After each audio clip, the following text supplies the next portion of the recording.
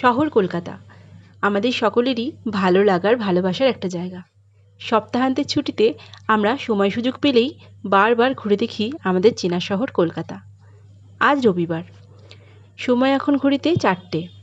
বেশ অনেক দিন পর, বলতে পারো বছরখানেক পর, একটা সিনেমা দেখতে চললাম নন্দনে। এখন আমরা শ্যামবাজার মেট্রো স্টেশনে। স্টেশনের মধ্যে আসতেই আমাদের মেট্রো এসে হাজির। রবিবার হলে কি হবে, মেট্রো কখনোই ফাঁকা যায় না, সবসময়ই প্রচুর সঙ্গী সাথী নিয়ে চলাচল করে। কিছুক্ষণের মধ্যেই পৌঁছে গেলাম নন্দনে।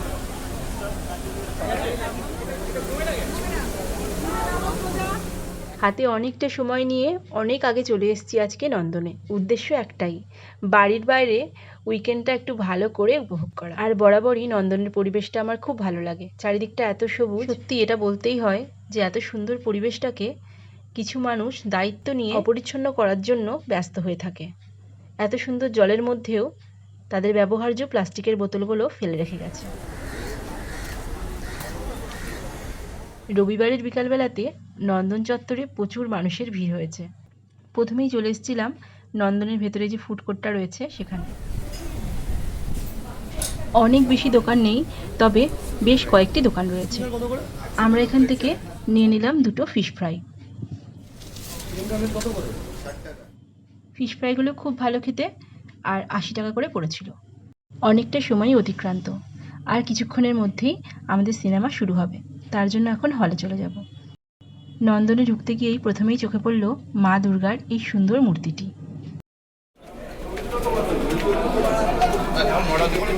কথায় কথায় বলাই হয়নি আমরা কি মুভি দেখতে এসেছি। আমরা দেখতে এসেছি জিদ্দার বুমেরাং মুভিটি। শুনেছি খুব ভালো হয়েছে, তার জন্যই দেখতে আসা।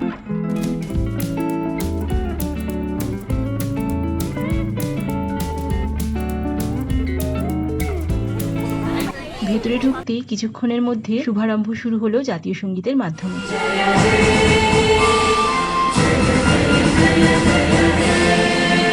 সুপারস্টার জিদ্দার দারুণ এন্ট্রি দিয়ে মুভিটা শুরু হলো।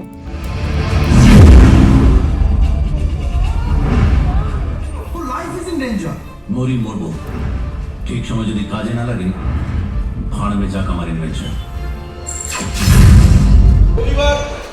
এবং এই জনতা দেখে আমরা সত্যি প্রচন্ড খুশি পেয়েছি। Thank you so very much. আমাদের সঙ্গে আছে মুভি শেষ হতেই অভিনেতা সৌরভের সাথেও দেখা হয়ে গেল। সিনেমাটা দেখার পর এটাই বলতে পারি, খুব ভালো একটা মুভি, তোমরাও দেখে আসতে পারো। শুরু থেকে শেষ পর্যন্ত তুমি হাসতে ভুলবে না, এতটাই হাসির। খুবই ভালো লাগবে, প্রচণ্ড এনজয় করবে।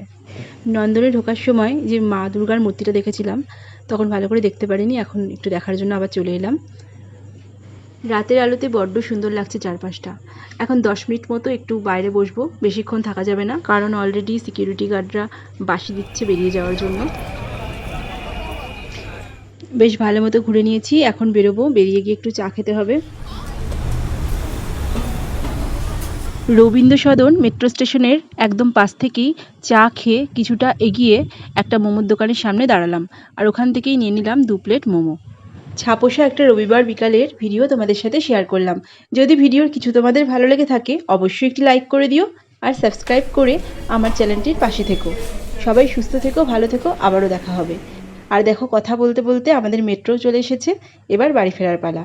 তাহলে টাটা বন্ধুরা, সবাই খুব ভালো থেকো তোমরা।